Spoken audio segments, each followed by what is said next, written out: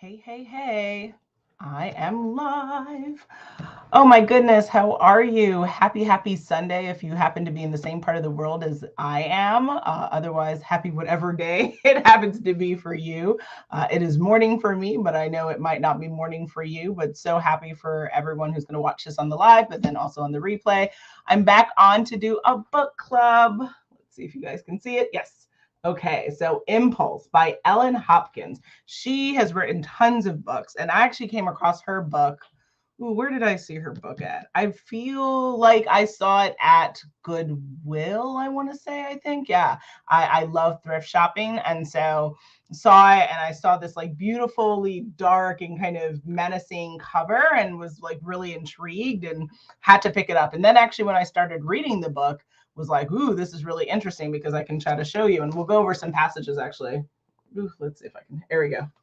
Okay. So do you see how it's like written differently than a regular book? It's like written, paragraph style form, traditional writing.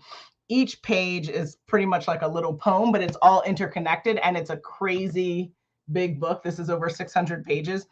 I think because it isn't written in a typical manner, but she just definitely had a lot to say, and we'll go through that. So let me get my slides up so we can see what's going on, and let's start it here. All right, so welcome to the October Book Club. I can't believe it. We're only 2 months away from the end of the year, but that means that's two more books for us to come together and read. My name is Natasha Nurse. The agenda, first I'll do a little bit of introduction, and I've been doing little differently kind of ways to introduce myself, and I've been having fun. I hope you're enjoying it. If you want to know something specific about me, definitely always feel free to put that in the comments so that I can like incorporate that for our next meetup. We're going to go through the book, talk about the book a little bit. I have some passages that I thought were really, like, again, very deep and kind of interesting, a little menacing. We'll go through it. It's kind of perfect timing given the time of the year. Halloween, 31 days of Halloween. I put together some questions that I sourced, and I think that they're hard-hitting questions, and I think that they're questions that we should all ask ourselves. So really excited to go through that section. And then next steps. So if that's clear, jump right into meet and greet. Ooh, so questions to get to know each other. I wanted to start introducing myself in a more vulnerable, inducing way, just because if you've ever watched any of my programs, I have shared my family's from Jamaica. My mom and dad are from Jamaica, and Caribbean culture is not particularly vulnerable. It is not particularly soft and all about the feelings, at least the generation that raised me. So I hope in current day generation, things are a little bit different, but how I was raised, rough and tough. No one cares about your feelings. Hop to it, be productive. So to introduce myself, again, Natasha Nurse, coach, content creator, podcaster, blogger, DEI, HR professional. I do a lot of different things for our purposes, the leader and facilitator for the Dress Your Mate Book Club this month. So what's the best thing about me? Ooh, I would have to say my humor. I think that me and my husband, who is also my co-host of Woken Free Podcast over 5 years and counting, we laugh every day, pretty much on the hour. If he is not telling the joke, I'm telling the joke, or our baby KJ is telling the joke. But I would say that for us, especially when you have Woken Free is a good podcast. When you have a baby, your level of anxiety and stress like ante up, right? And so it's it's really important to be able to find humor in life. It's really important to be able to find the funny things. So I feel like I'm really good at making people laugh. I feel like I'm really good at making people feel good. And so I would say that's the best thing about me. What did you love most about your hometown? So born and raised in Manhattan, New York. Yes, I am a Manhattanite at heart, always. I would say best, like, what did I love most about New York City? Ooh, I'm a big girl, and I'm feel like I'm gonna have to hit home with food there. New York has some of the best cuisine you'll find in the world, and as someone who enjoys eating and will continue to enjoy eating to the end of my days, I hope I die with a cookie in my hand. I would say we have excellent bagels, or as we call it in our household, bagels, because one day I can't even remember why we called bagels boggles, but it was just, I think our cat version said we just say boggles. So New York bagels are delicious. Oh, a New York pizza? Are you joking? You haven't had pizza until you've had New York pizza. I miss New York Chinese food. Oh, Thai food, like, oh, Indian food, like so much. And also Jamaican food. Jamaican food here in Arizona doesn't hold a candle to New York food, Jamaican food. So that would say that. Who inspires you? Ooh, that's a really good question. A part of it would be, I would say myself. I think I was watching a little like clip of Matthew McConaughey. I always mess up his name. Lincoln Lawyer.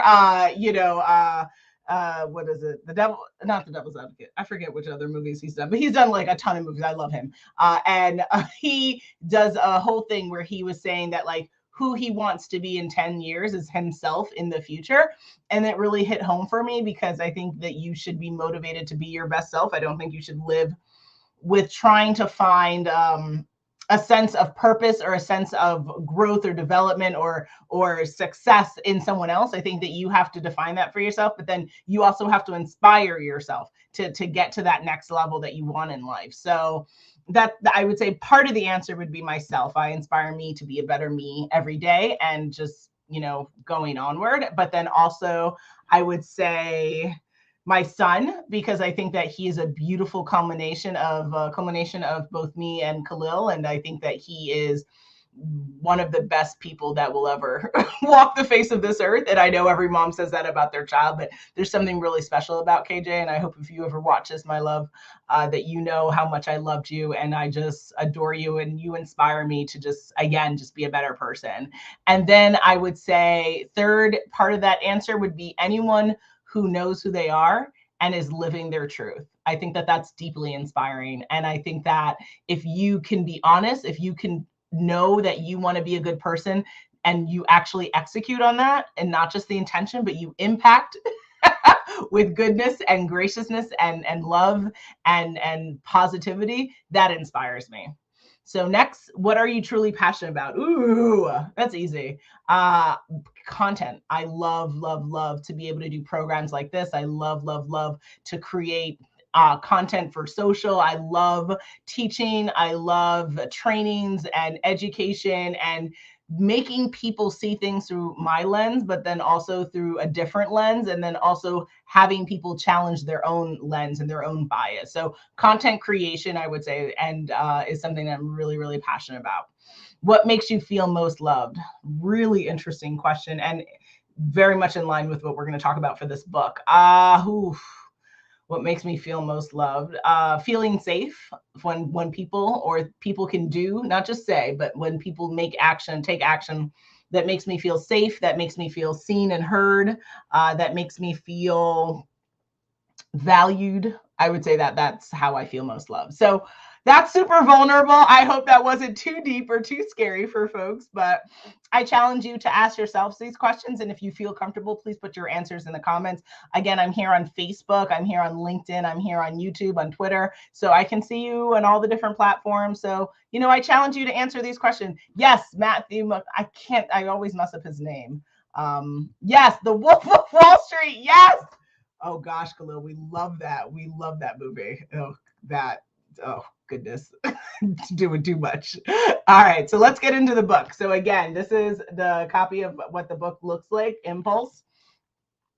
So it is a novel that is very big, very long, but super good. I definitely 5 stars, recommend people to read this. It is essentially has 3 different narratives within the book, which is really interesting, of suicidal teenagers who are trying to change their lives. And it starts off with Connor, who is admitted to Aspen Springs, a recovery hospital, for attempted suicide from his breakup with his recent girlfriend. And then he meets 2 other characters, Tony and Vanessa, who are already patients there in the hospital, and they slowly become close friends. Tony struggles with his homosexuality and a dark past, and then Vanessa also struggles with addiction and self-harm. And so you read at the top of each page, you'll see the different character names for who's talking, whose voice you're kind of diving into their story. And let's go through a couple of passages just so you could get a feel of like what the writing is like for this book. So this is on page 87. It's titled Mostly Because. For once in my life, I don't have to have sex. No one demands it in exchange for drugs, 10 minutes of disgust, for a well-deserved rush. No one expects it in exchange for food, just a burger and fries, please, for a hot shower to wash off the streets, a warm bed to crash in. Most of all, no one is forcing me to. I try not to look back on the moment when my pitiful life turned unbearable, unthinkable. Deep stuff, right? Like really like hard hitting, very raw, very in your face. Like I'm really interested in exploring more of Ellen Hopkins' work. I think Hopkins' work, yeah, she's brilliant, really. I think this was brilliant. This next page is on page 33, The Worst Liars are the ones everyone thinks would never ever tell a lie. The teachers who act like they care about you, then turn you in for smoking a cig or kissing someone in the hall. Or the plain Jane church-going soccer moms who plaster on some anonymous face, then sneak out once a week or so, pretending they're off with girlfriends when they're really looking for ways to get laid. No, my mom wasn't one of those. She made no bones about getting laid, something she did plenty of, laid by no good, nasty losers, single. And it goes on. So it's deep, y'all. It is definitely deep. And then this next one is on page 21.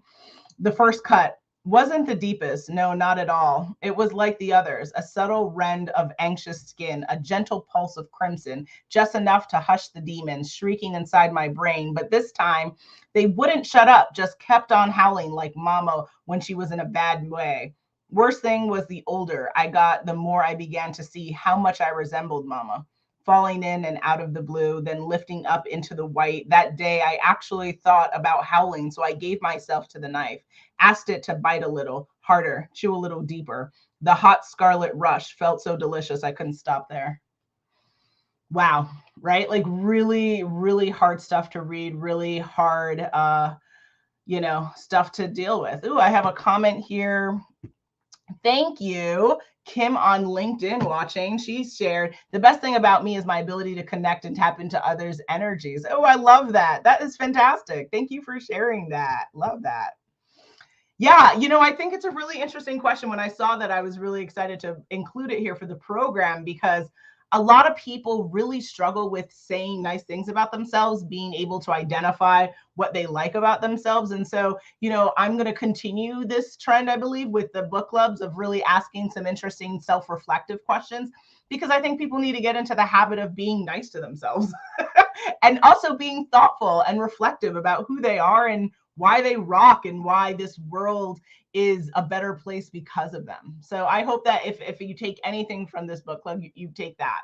So thank you again, Kim and Khalil, my love, for participating. So let's ask some questions. Now, my book club questions are a little bit different. I don't necessarily go in on questions around the different parts of the book, because I feel like everyone can orient the book club how they want. For me, I want to ask questions that are more life related. Again, diving a little bit more into the vulnerable, diving a little bit more into the personal space, and then taking it from there. So first question, because of the topic of the book, have you ever considered self-harm before? And I think that this is not something I typically talk a lot about publicly. I know few folks in my life know where I stand on this, but I would say the most depressed I was a very depressed child, actually. I was very lonely and I didn't feel very accepted and bullied. And, did I ever consider self-harm? I would say, yeah, several times. But I never went forward with taking action for it, just because I'm a person who really struggles with pain. So for me, the idea of actually hurting myself was more scary than actually like going forward with it. But I think a lot of people, if you were to ask yourselves that, might also agree, right? Might ever say, you know what, I wasn't in a good space mentally or physically during this time of my life. So again, if that's something you're thinking about now, please definitely seek professional help, right? And make sure that you're taking care of yourself. But I think it's good to just be okay to say that, and be okay to say that, yeah, there were periods in my life where I was not okay, right? And it's challenging. It definitely is challenging, but thankfully, this too shall pass, right? It's biblical, and it's also very true that you can always, always, always get to the other side of something, that you can always see yourself through something. So I think that with this book, especially as you get to the end of it, I don't want to obviously give away all the nuggets, but yeah, like things get a little bit better for the characters, and that in life as well, like not every, you might go through a really rough patch and things, right? But this too shall pass.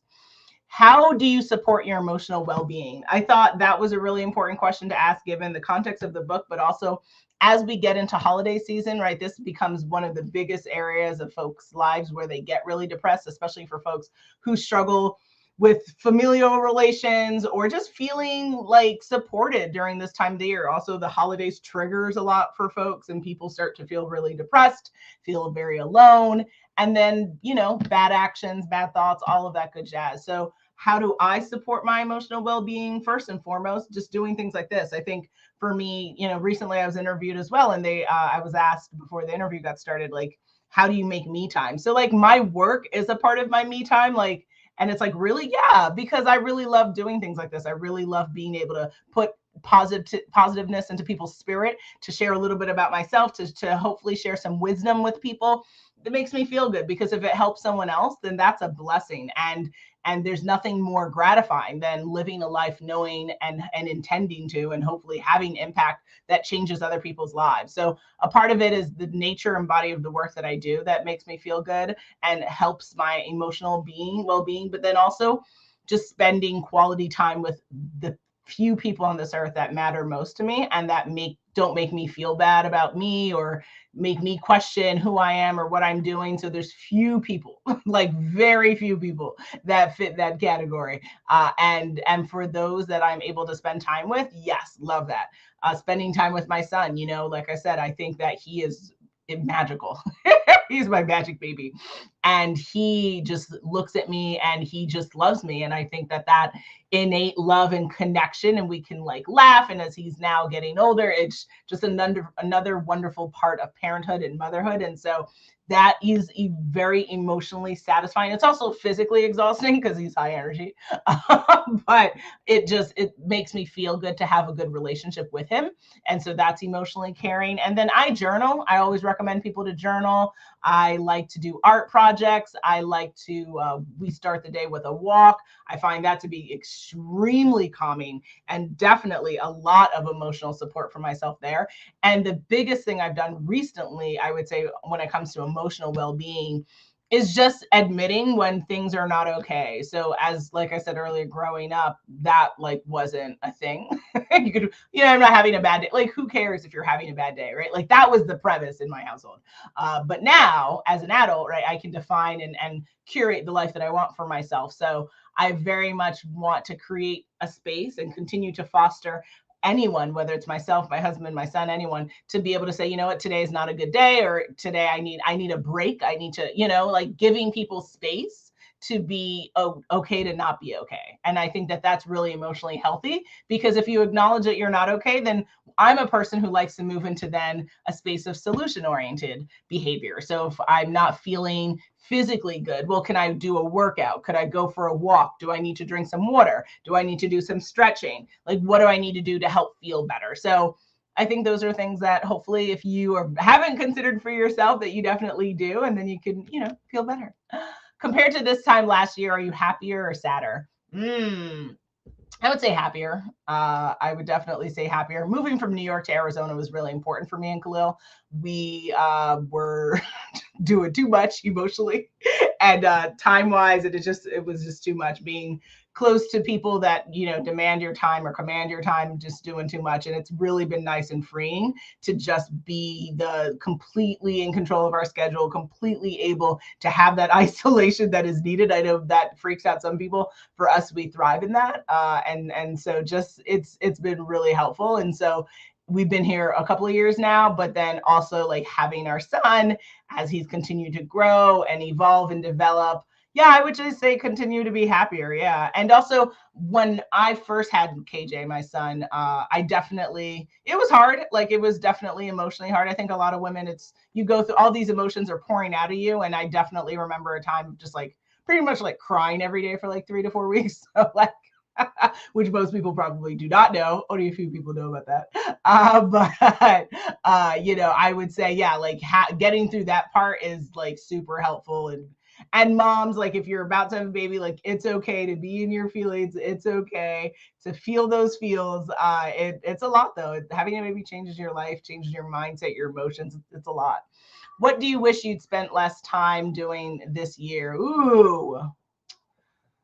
I think that one, I probably would say questioning like why I'm not enough or why people are doing X and it's not resulting in a certain behavior that I want, like questioning and validating myself against others. I think that is a futile effort because you're never going to be in the mind of anyone else.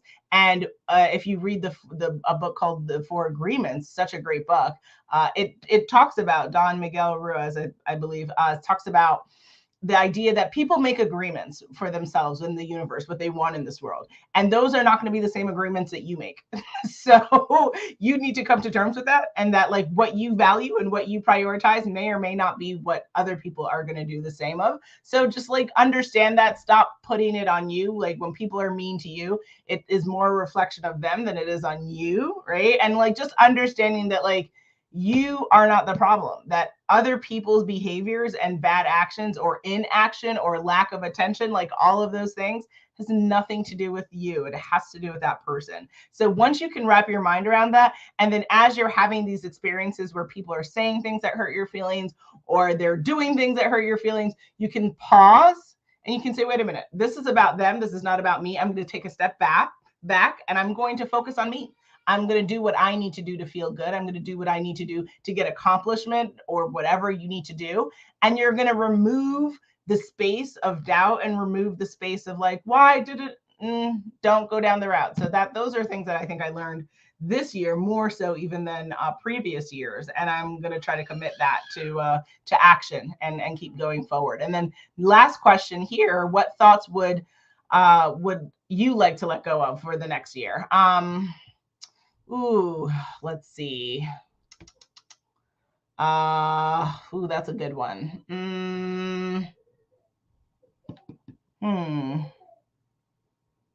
I guess I sometimes have a tendency, I think like most people, to sometimes harp a little bit on the past because I think so much of who we are is like we're products of our environment, products of our past. And so yeah, I mean, I would say I don't mind like owning or drawing the connection, right? Like you'll always hear me talk about my family from Jamaica. You'll always hear me talk about like food and things like that.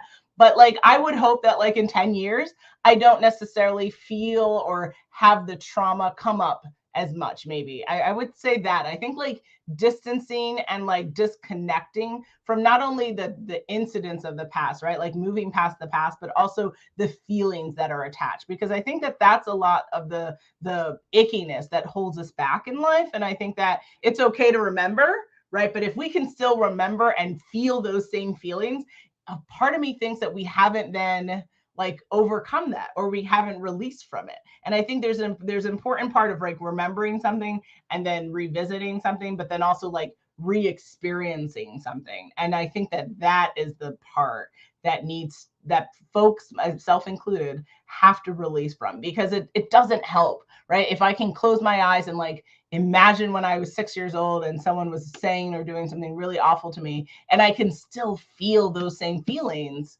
a part of me wonders, like if I'm still making space for those feelings, what am I not making room for that presently I need to be bringing feelings or attention to? So that's the part I would say that I would like to move forward from. So next steps.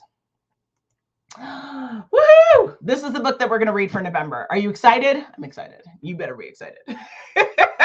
Okay. So Jump by Kim Perrell. Dare to do what scares you in business and life. So if you have not started a business where it's like, where are you at? You hiding under some rock? So many people have side businesses and it's fantastic. You do what you need to do in life. If you like your career and you don't have other things going on, that's awesome. If you are interested, I think this is a good opportunity for you to explore what Kim has to share in this book. So please join me on dresshermate.com. You can sign up for the book club, and as I said, I do this on. Oh, thank you, Christian. Thank you. I do this on. I do this on Facebook. I do this on LinkedIn. I do this on YouTube. I do this on Twitter. So I'm here. I'm here all the time. I come on at least once a month, and with that, I believe it's just my thank you page. So if there are other questions or thoughts, please put them in the comments. Even if you don't feel comfortable maybe talking about it right now, always feel free to you can email me, you can put it in the comments later. I want to hear from you. So thank you for joining. Really appreciate it.